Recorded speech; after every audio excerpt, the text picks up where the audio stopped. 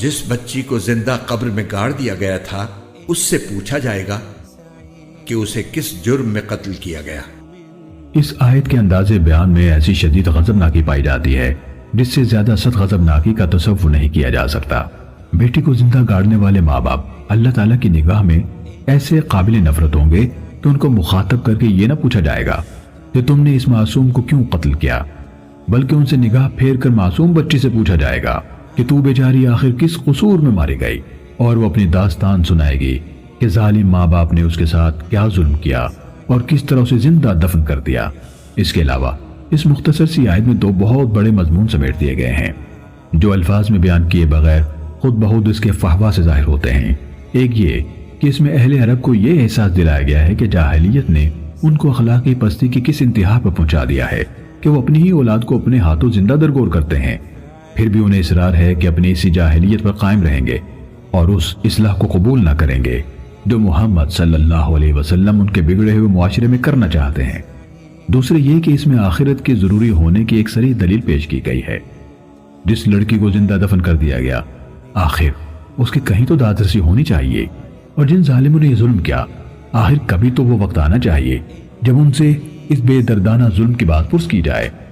دفن ہونے والی لڑکی کی فریاد دنیا میں تو کوئی سننے والا نہ تھا۔ جاہلیت کے معاشرے میں اس فعل کو بالکل جائز رکھا گیا تھا، نہ ماں باپ کو اس پر کوئی شرم آتی تھی، نہ خاندان میں کوئی ان کو ملامت کرنے والا تھا، نہ معاشرے میں کوئی اس پر گرفت کرنے والا تھا۔ پھر کیا خدا کی خدائی میں یہ ظلم عظیم بالکل ہی بے داد رہ جانا چاہیے؟ عرب میں لڑکیوں کو زندہ دفن کرنے کا یہ بے رحمانہ طریقہ قدیم زمانے میں مختلف وجوہ سے رائج ہو گیا تھا۔ ایک معاشی خستہ حالی جس کی وجہ سے لوگ چاہتے تھے کہ کھانے والے کم ہوں اور اولاد کو پالنے پوسنے کا بار ان پر نہ پڑے۔ بیٹوں کو تو اس امید پر پال لیا جاتا تھا کہ بعد میں وہ حصول معیشت میں ہاتھ بٹائیں گے، مگر بیٹیوں کو اس لیے ہلاک کر دیا جاتا تھا کہ انہیں جوان ہونے تک پالنا پڑے گا اور پھر انہیں بیاہ دینا ہوگا۔ دوسرے عام بدامنی جس کی وجہ سے بیٹوں کو اس لیے پالا جاتا تھا کہ جس کے جتنے زیادہ بیٹے ہوں گے اس کے اتنے ہی حامی و مددگار ہوں گے، مگر بیٹیوں کو اس لیے ہلاک کر دیا جاتا تھا کہ قبائلی لڑائیوں میں الٹی ان کی حفاظت کرنا پڑتی تھی اور دفاع میں وہ کسی کام نہ آ سکتی تھیں۔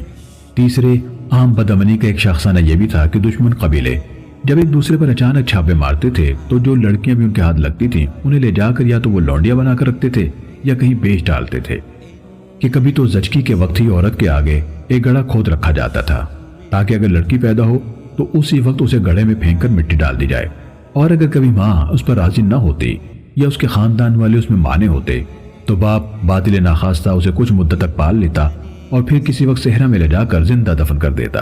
اس معاملے میں جو شقاوت برتی جاتی تھی اس کا قصہ ایک شخص نے خود نبی صلی اللہ علیہ وسلم سے ایک مرتبہ بیان کیا۔ سنن دارمی کے پہلے ہی باب میں یہ حدیث منقول ہے کہ ایک شخص نے حضور سے اپنے عہد جاہلیت کا یہ واقعہ بیان کیا کہ میری ایک بیٹی تھی جو مجھ سے بہت مانوس تھی۔ جب میں اس کو پکارتا تو دوڑی دوڑی میرے پاس آتی۔ ایک روز میں نے اس کو بلایا اور اپنے ساتھ لے کر چل پڑا۔ راستے میں ایک کنواں آیا، میں نے اس کا ہاتھ پکڑ کر اسے کنویں میں دھکا دے دیا۔ آخری آواز جو اس کی میرے کانوں میں آئی وہ یہ تھی، ہائے ابا، ہائے میرے ابا۔ یہ سن کر رسول اللہ صلی اللہ علیہ وسلم رو دیے اور آپ کے آنسو بہنے لگے۔ حاضرین میں سے ایک نے کہا، اے شخص، تو نے حضور کو غمگین کر دیا۔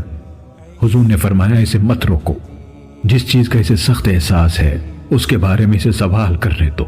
پھر آپ نے اس سے فرمایا کہ اپنا قصہ پھر بیان کر۔ اس نے دوبارہ اسے بیان کیا اور آپ سن کر اس قدر روئے کہ آپ کی داڑھی آنسوں سے تر ہو گئی۔ اس کے بعد آپ نے فرمایا کہ جاہلیت میں جو کچھ ہو گیا اللہ نے اسے معاف کر دیا، اب نئے سرے سے اپنی زندگی کا آغاز کرو۔ یہ خیال کرنا صحیح نہیں ہے کہ اہل عرب اس انتہائی غیر انسانی فعل کی قباحت کا سرے سے کوئی احساس ہی نہ رکھتے تھے۔ ظاہر بات ہے کہ کوئی معاشرہ خواہ کتنا ہی بگڑ چکا ہو وہ ایسے ظالمانہ افعال کی برائی کے احساس سے بالکل خالی نہیں ہو سکتا۔ اسی وجہ سے قرآن پاک میں اس فعل کی قباحت پر کوئی لمبی چوڑی تقریر نہیں کی گئی ہے، بلکہ رونگٹے کھڑے کر دینے والے الفاظ میں صرف اتنی بات کہہ کر چھوڑ دیا گیا ہے کہ ایک وقت آئے گا جب زندہ گاڑی ہوئی لڑکی سے پوچھا جائے گا کہ تو کس قصور میں ماری گئی۔ عرب کی تاریخ سے بھی معلوم ہوتا ہے کہ بہت سے لوگوں کو زمانے جاہلیت میں اس رسم کی قباحت کا احساس تھا۔ طبرانی کی روایت ہے کہ فرزدق شاعر کے دادا صحصح بن ناجیہ المجاشعی نے رسول اللہ صلی اللہ علیہ وسلم سے عرض کیا، یا رسول اللہ، میں نے جاہلی کے زمانے میں کچھ اچھے اعمال بھی کیے ہیں، جن میں سے ایک یہ ہے کہ میں نے 360 لڑکیوں کو زندہ دفن ہونے سے بچایا اور ہر ایک کی جان بچانے کے لیے 2 اونٹ فدیے میں دیے۔ کیا مجھے اس پر اجر ملے گا؟ حضور صلی اللہ علیہ وسلم نے فرمایا، ہاں تیرے لیے اجر ہے، اور وہ یہ ہے کہ اللہ نے تجھے اسلام کی نعمت عطا فرمائی۔ در حقیقت یہ اسلام کی برکتوں میں سے ایک بڑی برکت ہے کہ اس نے نہ صرف یہ کہ عرب سے اس انتہائی سنگ دلانہ رسم کا خاتمہ کیا، بلکہ اس تخیل کو مٹایا کہ بیٹی کی پیدائش کوئی حادثہ اور مصیبت ہے جسے بادل ناخواستہ برداشت کیا جائے۔ اس کے برعکس اسلام نے یہ تعلیم دی کہ بیٹیوں کی پرورش کرنا، انہیں عمدہ تعلیم و تربیت دینا اور انہیں اس قابل بنانا کہ وہ ایک اچھی گھر والی بن سکیں، بہت بڑا نیکی کا کام ہے۔ رسول اللہ صلی اللہ علیہ وسلم نے اس معاملے میں لڑکیوں کے متعلق لوگوں کے عام تصور کو جس طرح بدلا ہے، اس کا اندازہ آپ کے ان بہت سے ارشادات سے ہو سکتا ہے جو احادیث میں منقول ہیں۔ مثال کے طور پر ہم آپ کے چند ارشادات نقل کرتے ہیں۔ فرمایا، جو شخص ان لڑکیوں کی پیدائش سے آزمائش میں ڈالا جائے اور پھر وہ ان سے نیک سلوک کرے تو یہ اس کے لیے جہنم کی آگ سے بچاؤ کا ذریعہ بنیں گی۔ پھر فرمایا، جس نے 2 لڑکیوں کو پرورش کیا یہاں تک کہ وہ بالغ ہو گئے تو قیامت کے روز میرے ساتھ وہ اس طرح آئے گا، یہ فرما کر حضور نے اپنی انگلیوں کو جوڑ کر بتایا۔ اسے مسلم نے روایت کیا ہے۔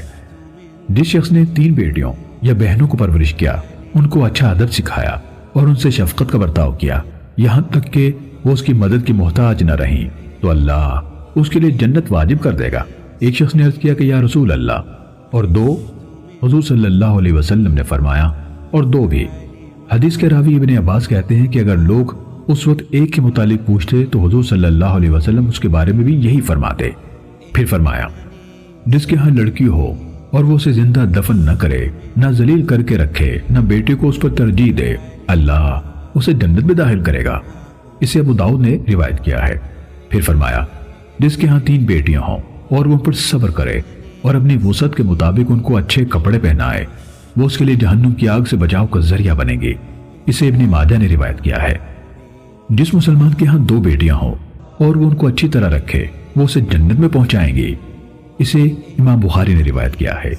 نبی صلی اللہ علیہ وسلم نے سراقہ بن جوحشم سے فرمایا، میں تمہیں بتاؤں کہ سب سے بڑا صدقہ، یا یہ فرمایا کہ بڑے صدقوں میں سے ایک کیا ہے؟ انہوں نے عرض کیا، ضرور بتائیے یا رسول اللہ۔ فرمایا، تیری وہ بیٹی جو طلاق پا کر یا بیوہ ہو کر تیری طرف پلٹ آئے اور تیرے سوا کوئی اس کے لیے کمانے والا نہ ہو۔ اسے ابن ماجہ نے روایت کیا ہے۔